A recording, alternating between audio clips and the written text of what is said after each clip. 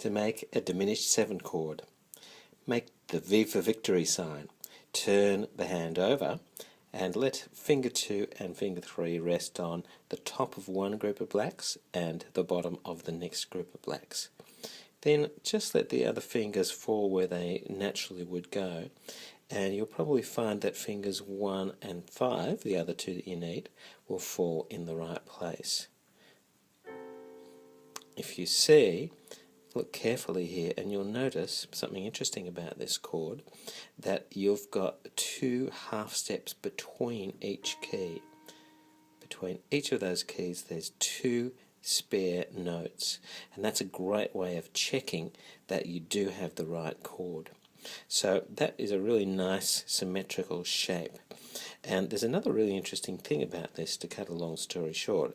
The fact that it's symmetrical makes it really 4 chords in one, because if you just get this one chord, you see I've got C on the bottom, so it's a C diminished 7. If I were to invert this up, so I now have C on top, look carefully and you'll see that there are 2 half steps between all of those. Inverted up again, and I have 2 half steps between these.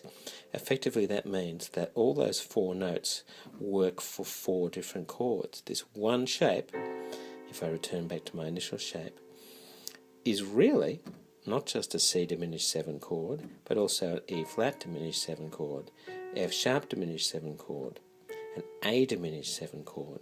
So that one shape can accommodate 4 different diminished 7 chords. Next great thing is, if you just keep that shape and bring it up to the next gap between blacks, it's another diminished 7 chord. So that shape works in 2 different places, and because each one forms 4 different chords, effectively we now know 8 out of the possible 12 diminished 7 chords.